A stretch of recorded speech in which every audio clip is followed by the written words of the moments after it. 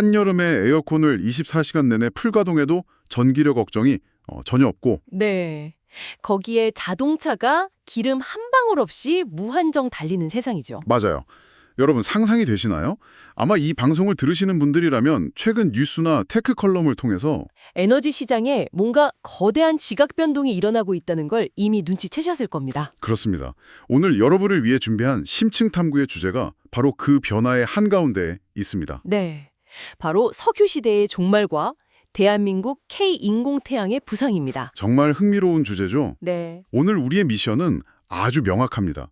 이미 익숙하신 그 핵융합 기술의 현주소를 빠르게 짚어보고요. 네네. 대한민국 K스타가 달성한 48초라는 기록이 왜 전 세계 과학계와 투자자들을 뒤흔들었는지 파헤칠 겁니다. 거기에 더해서 현재 강대국들 사이에서 벌어지는 치열한 에너지 패권 전쟁의 실태, 그리고 이 거대한 체스판 위에서 대한민국이 쥐고 있는 강력한 카드가 무엇인지 집중적으로 분석해 보겠습니다. 자, 이걸 한번 파헤쳐보죠. 도대체 지금 인공태양 프로젝트에 무슨 일이 벌어지고 있길래 일론 머스크나 빌 게이츠 같은 거물들까지 천문학적인 돈을 쏟아붓고 있는 걸까요? 제 말이 그겁니다. 이걸 더 큰 그림과 연결해보면 지금 우리가 목격하고 있는 건 단순한 과학기술의 진보가 아닙니다. 아, 단순한 진보가 아니다. 네, 인류 역사상 가장 거대한 패러다임의 전환이죠. 지금까지의 인류 역사를 되짚어보면요. 결국 땅 속에 묻힌 한정된 자원을 누가 차지하느냐. 맞습니다. 그걸 둔 피비린내 나는 전쟁의 연속이었잖아요. 그렇죠. 석유, 가스, 이런 것들이요. 그런데 핵융합 상용화가 가시권에 들어왔다는 건 이제 에너지가 땅에서 캐낸 자원의 영역에서 인간의 머리와 손끝에서 만들어지는 기술의 영역으로. 정확합니다. 즉 제조업의 영역으로 넘어가고 있다는 걸 의미합니다. 이것은 글로벌 패권의 지도 자체를 완전히 새로 그리는 혁명적인 변화인 거죠. 와, 제조업의 영역으로 넘어간다. 그래서 이 타이밍에 핵융합을 다시 들여다보는 게 정말 중요한 거군요. 네, 필수적이죠. 청취자 여러분도 다 아시다시피 그 기존의 원자력 발전은 우라늄 같은 무거운 원자를 강제로 쪼개는 핵 분열 방식이잖아요. 네, 레고 블록을 부수는 것과 비슷하죠. 맞아요. 효율은 좋지만 체르노빌이나 후쿠시마 사태에서 보았듯이 폭발 위험성도 있고 수만 년 동안 보관해야 하는 방사성 폐기물이라는 치명적인 꼬리표가 붙어있죠. 반면에 핵융합은 가벼운 수소 원자 두 개를 딸깍하고 결합해서 헬륨으로 만드는 태양에서 일어나는 반응을 지구에서 그대로 구현하는 겁니다. 이 과정에서 유해한 고준위 방사성 폐기물이 남지 않잖아요. 찌꺼기가 없는 거죠. 그리고 무엇보다 장치에 문제가 생기면 그 즉시 불꽃이 꺼져버립니다. 아, 스마트한 가스레인지처럼요? 딱 그겁니다. 통제불능의 멜트다운 자체가 물리적으로 일어날 수가 없는 안전한 구조죠. 안전성도 훌륭하지만 그 글로벌 자본이 이 기술에 사활을 거는 진짜 이유는 결국 압도적인 효율 아닐까요? 맞습니다. 수소 원자가 합쳐질 때 아주 미세한 질량이 에너지로 변환되는데요. 수소 단 1g으로 손톱만한 양이잖아요. 네, 그 1g으로 석유 8톤을 태운 것과 맞먹는 에너지를 냅니다. 와, 1g에 8톤? 연료 수급은 더 놀랍죠. 핵융합의 핵심 연료인 중수소는 바닷물에 무한정 널려 있거든요.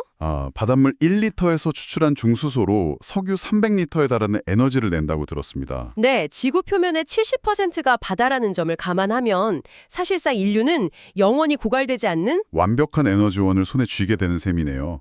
그 엄청난 효율 때문에 실리콘밸리가 지금 이 시장에 미친 듯이 달려들고 있는 거겠죠. 당연하죠. 투자 대비 수익률이 상상을 초월하니까요. 하지만 그동안 이게 항상 30년 뒤에나 가능한 기술이다. 이런 조롱을 받았던 이유가 명확히 있지 않습니까? 딜레마가 있었죠. 태양은 무려 33만 배나 강한 엄청난 중력 덕분에 그 수소 원자들을 꽉 짓눌러줘서 1500만 도에서 핵융합이 저절로 일어납니다. 네. 그런데 지구에는 그런 엄청난 중력이 없잖아요. 바로 그 점이 수십 년간 과학계의 발목을 잡은 핵심 딜레마였습니다. 중력이 부족한 지구 환경에서 수소 원자들을 강제로 결합시키려면 온도를 극단적으로 끌어올려야 하는 거죠. 맞습니다. 그 기준점이 바로 태양 중심부보다 7배나 뜨거운 1억도입니다. 1억도요. 상상이 안 가는 온도네요. 철이 녹는 온도가 1500도 남짓인데 그 6만 배고요. 용암보다 10만 배 뜨겁습니다.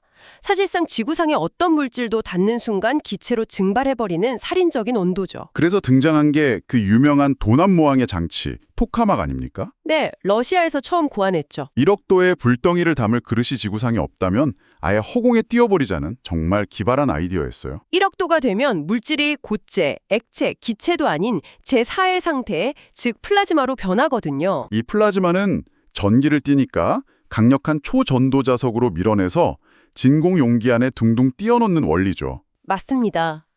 그런데 이 플라즈마라는 녀석이 통제하기 힘든 야생마 같잖아요. 아니면 소나기에서 자꾸 빠져나가는 젤리라고도 하더라고요. 네, 워낙 변덕스러워서 조금만 균형이 틀어져도 자기장을 뚫고 나와 용기벽에 부딪히고 픽 꺼져버린다는 게 가장 큰 문제였습니다. 수많은 선진국들이 그 야생마를 길들이려고 천문학적인 예산을 쏟아 부었지만 번번이 1초, 2초 버티는데 그쳤잖아요. 그랬었죠. 그런데 2024년에 대한민국 대전에 위치한 K스타, 한국 초전도 토카막 연구장치가 이 1억 도의 초고온 플라즈마를 무려 48초 동안 유지하는 데 성공했다는, 전 세계를 경악하게 만든 신기록이었죠. 처음 뉴스를 보신 분들은 겨우 48초 가지고 왜 이렇게 호들갑이지? 하셨을 수도 있습니다. 숫자가 작아 보이니까요. 하지만 물리학적으로 이 48초가 의미하는 바는 엄청나더라고요. 자전거 타기에 비유하면 아주 쉽습니다. 아, 자전거요? 네, 처음엔 비틀거리지만 어느 순간 균형을 딱 잡으면 그때부터는 페달만 밟아도 계속 달릴 수 있잖아요. 아, 무슨 뜻인지 알겠습니다. 토카막 내부도 마찬가지입니다. 처음에 플라즈마를 띄울 때는 열과 전류가 극한으로 요동치지만 48초를 버텼다는 건 모든 물리적 변수가 완전히 안정되는 정상 상태에 도달했다는 걸 의미합니다. 영문으로는 steady state라고 하죠. 이 정상 상태에 진입했으니 앞으로는 계속 유지할 수 있다는 거군요. K스타의 다음 목표가 2026년까지 300초, 즉 5분 달성이라고 하던데 네, 300초를 버틴다는 건 사실상 24시간 내내 발전소를 돌릴 수 있다는 기술적 검증이 끝난다는 뜻입니다. 기술적 디테일을 들여다보면 핵심적인 비밀 무기가 두 가지 있었습니다. 첫 번째는 H모드의 치명적인 부작용인 ELM 현상을 제어한 겁니다. ELM 현상이요? H모드는 보온병의 진공층처럼 열이 빠져나가지 않게 막아주는 고효율 방식이라고 알고 있는데요. 맞습니다. 그런데 에너지를 너무 꽉 가둬두다 보니 내부 압력이 미친 듯이 올라가다가 결국 가장자리가 펑 하고 폭발해버리는 열폭탄 현상이 발생합니다. 이게 ELM입니다. 아, 압력밥솥이 끌다가 터지는 거랑 똑같네요. 정확한 비유입니다. 이걸 막기 위해 K스타 연구진은 자기장 섭동 기술을 사용했습니다. 자기장 섭동 기술이요? 네, 압력밥솥의 추를 미세하게 흔들어서 김을 조금씩 빼두듯이 특수 코일로 자기장에 미세한 파문을 일으켜서 플라즈마의 압력을 터지기 전에 안전하게 빼주는 거죠. 여기서 진짜 흥미로운 부분은요. 이 압력밥솥에 김을 빼는 초종밀 제어를 사람이 한 게 아니라는 겁니다. 네, 놀랍게도 AI가 했죠. 1초에 수천 번씩 요동치는 1억 도의 불덩이를 제어한 운전수가 바로 인공지능이었습니다. 자동차가 자율주행하듯이 AI가 플라즈마를 실시간으로 예측하고 운전했다는 거잖아요. 네, 기존의 연산 속도로는 따라잡을 수 없었는데 AI 딥러닝이 이 48초라는 기적의 밸런싱을 만들어낸 핵심 열쇠였습니다. 대단하네요. 그럼 두 번째 비밀 무기는 뭡니까? 바로 텅스텐 디버터입니다. 디버터는 토카막 바닥에서 불순물과 엄청난 열을 받아내는 배수구 같은 역할을 하는데요. 열폭탄을 직접 몸으로 받아내는 가장 가혹한 방패군요. 기존에는 탄소 소재를 쓰지 않았나요? 썼었죠. 그런데 아주 치명적인 단점이 있었습니다. 탄소가 마치 스펀지처럼 귀중한 연료인 수소를 다 빨아들여 버리는 거예요. 경제성이 완전히 무너지네요. 에너지를 만들어도 밑빠진 독에 물 붓기니까요. 그래서 연구진이 가공하기가 지옥처럼 어렵다는 텅스텐으로 전면 교체하는 결단을 내린 겁니다. 텅스텐은 금속 중에서 녹는 점이 무려 3422도로 가장 높잖아요. 게다가 수소를 흡수하지도 않고요. 맞습니다. 결과적으로 이 텅스텐 방패가 우주 왕복선 재진입 열의 수십 배에 달하는 제곱미터당 10메가와트라는 상상 초월의 열 부하를 완벽하게 견뎌냈습니다. 정말 숨은 영웅이네요. 자, 기술적인 성과는 이 정도로 짚어보고요. 왜 갑자기 전 세계가 지금 이 시점에 핵융합의 사활을 걸고 있는지 그 배경이 궁금합니다. 여기서 정말 흥미로운 지점은요. 그 배경에 또다시 AI가 있다는 겁니다. 챗GPT 같은 데이터 센터들 말이죠. 전력을 어마어마하게 집어삼키잖아요. 맞습니다. 엄청난 전력 소모에 더해 탄소 중립이라는 시대적 과제까지 겹쳐 있죠. 데이터 센터는 1초도 멈추면 안 되는데 태양광이나 풍력만으로는 절대 감당할 수 없습니다. 날씨에 따라 들쭉날쭉하니까요. 결국 궁극적인 기저전력의 해결책이 핵융합뿐이라는 걸 모두가 깨달은 거군요. 네, 그래서 각국의 무한 경쟁이 시작된 겁니다. 특히 중국의 물량 공세가 무서운데요. 중국이 이스트라는 장치로 무려 1056초, 약 17분을 가동했다고 대대적으로 선전했잖아요. K스타가 48초인데 중국이 17분이면 이미 게임 끝난 거 아닌가요? 그렇게 보일 수 있지만 거기엔 트릭이 있습니다. 중국이 달성한 온도는 1억 도가 아니라 7천만 도에 불과했습니다. 1억 도가 안 됐군요. 비유하자면 K스타는 펄펄 끓는 물에서 48초를 견디며 라면을 제대로 끓인 거고 고 17분을 버틴 거죠? 라면이 절대 안 익습니다. 하하, 재밌는 비유네요. 결국 핵심은 1억 도를 제어하는 거군요. 그래도 중국이 CFETR 같은 실증로 건설에 국가적 명운을 걸고 있으니 위협적이긴 합니다. 미국은 좀 다르지 않나요? 네, 미국은 완전히 실리콘밸리 자본 주도의 속도전을 펴고 있습니다. 빌 게이츠나 샘 올트먼 같은 거물들이 수조 원을 투자했죠. 민간 기업들 움직임이 엄청나더라고요.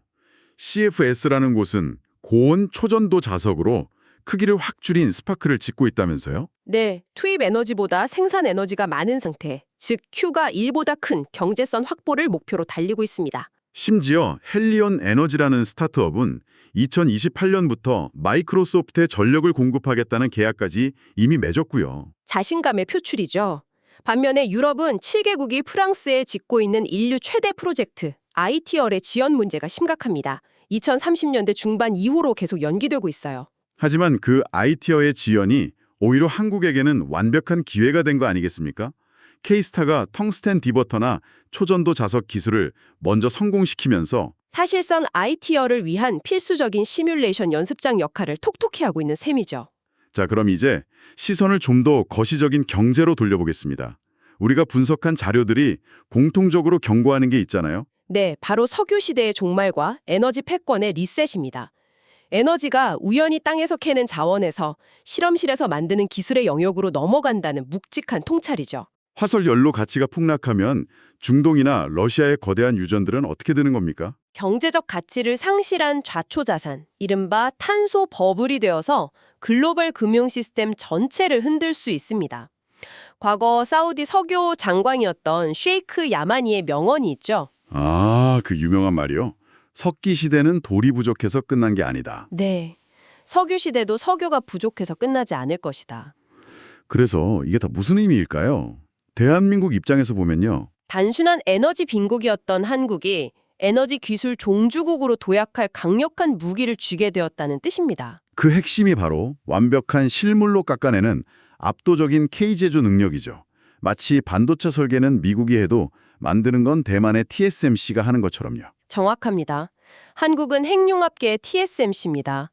현대중공업이 진공용기를 아주 정밀하게 제작하고 고려제강이 초전도 선재를 만들고 다원시스가 전원장치를 공급하잖아요. 비치로테크의 텅스텐 부품도 빼놓을 수 없고요. 이런 제조업의 펀더멘털을 바탕으로 한국은 K-디모, 즉 실증로 건설 및 상용화 목표를 2050년에서 2035년으로 무려 15년이나 앞당겼습니다. 와, 15년이요? 엄청난 자신감이네요. 그런데요, 이건 아주 중요한 질문을 던집니다. 우리가 실험실에서 성공했다고 해서 산업으로 그냥 넘어가는 게 아니거든요. 죽음의 계곡을 넘어야 하잖아요.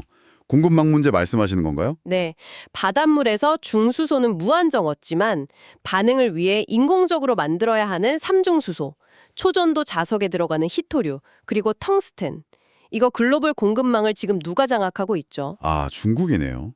치명적이네요. 네, 중동의 석유 의존도를 끊으려다가 중국의 핵심 재료의 목줄이 잡히는 냉혹한 국제 현실을 직시해야 합니다. 공급망 다변화가 반드시 필요하죠. 그렇군요. 자, 여러분. 오늘 심층 탐구의 핵심을 요약해 보겠습니다. 에너지 패권이 땅속 자원에서 인간의 기술력으로 이동하고 있습니다. 네, 이건 단순히 국가 안보와 경제 구조를 넘어서 우리가 매일 사용하는 전기요금과 물가까지 모든 것을 뒤바꿀 거대한 혁명입니다. 패스트팔로어에서 퍼스트 무버로 도약하는 대한민국의 최전선에 바로 여러분이 서 있는 겁니다. 오늘 우리가 확인했듯 머지않는 미래에 인류는 무한하고 사실상 공짜인 에너지를 손에 넣게 될 것입니다. 네, 그렇겠죠. 그렇다면 청취자 여러분, 에너지를 생산하는 비용이 0에 수렴하는 세상이 온다면 우리가 알고 있는 자본주의의 구조와 인간 노동의 가치는 근본적으로 어떻게 재편될까요? 와, 상상도 안 되는데요. 에너지 고갈의 공포가 완전히 사라진 사회에서 인간은 과연 무엇을 가치를 두고 살아가게 될까요? 정말 오늘 하루 종일 머릿속을 맴돌 묵직한 도발적 질문이네요. 이 거대한 혁명의 물결 속에서 어떤 기회를 잡을지 여러분 스스로 날카로운 통찰을 이어가 보시길 바랍니다. 오늘 저희가 준비한 심층 탐구는 여기까지입니다. 다음번에도 세상을 바꿀 흥미진진한 지식들을 모아서 다시 찾아오겠습니다.